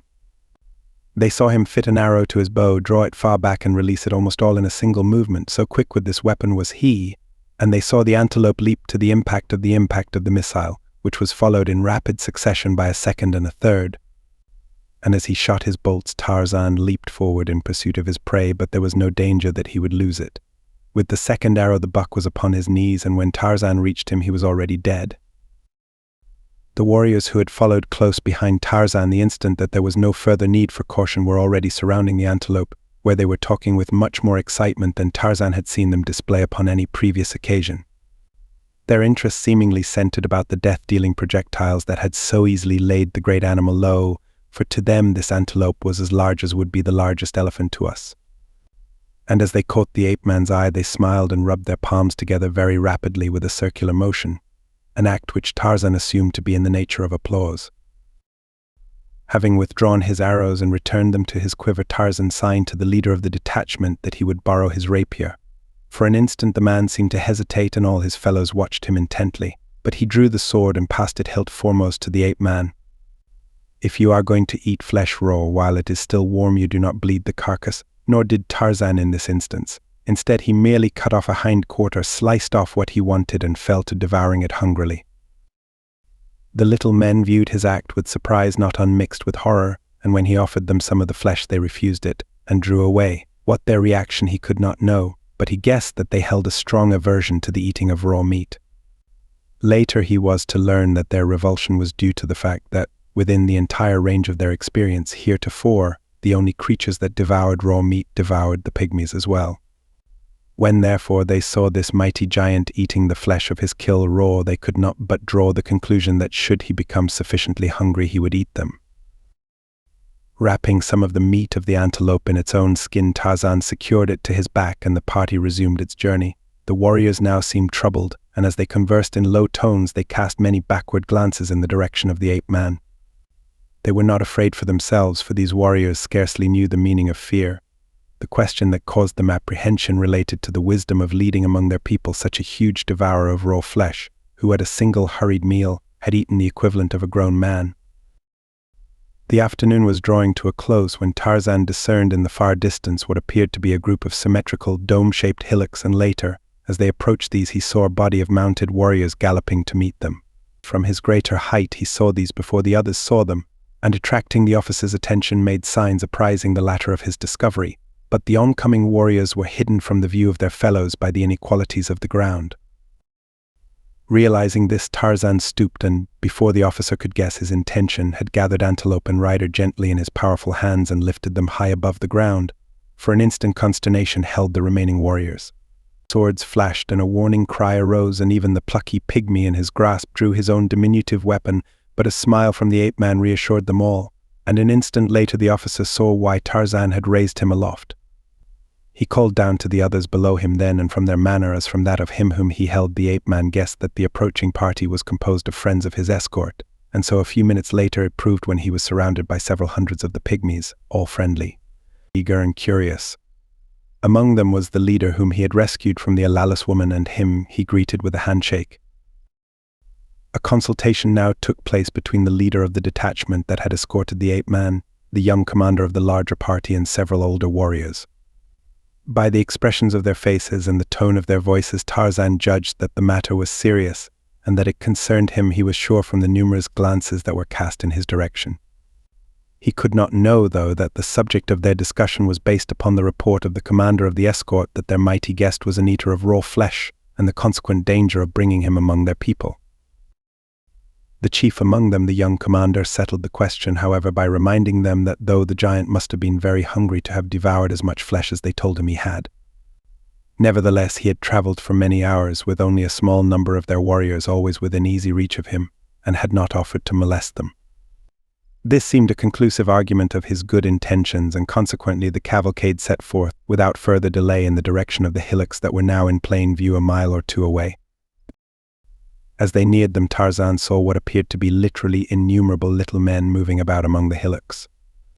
And as he came nearer still, he realized that these seeming hillocks were symmetrical mounds of small stones quite evidently built by the pygmies themselves, and that the hordes of pygmies moving about among them were workers, for here was a long line all moving in one direction, emerging from a hole in the ground and following a well-defined path to a half-completed hillock that was evidently in course of construction. Another line moved, empty-handed, in the opposite direction, entering the ground through a second hole, and upon the flanks of each line and at frequent intervals marched armed warriors. While other similar lines of guarded workers moved in and out of openings in each of the other dome-like structures, carrying to the mind of the ape-man a suggestion of ants laboring about their hills.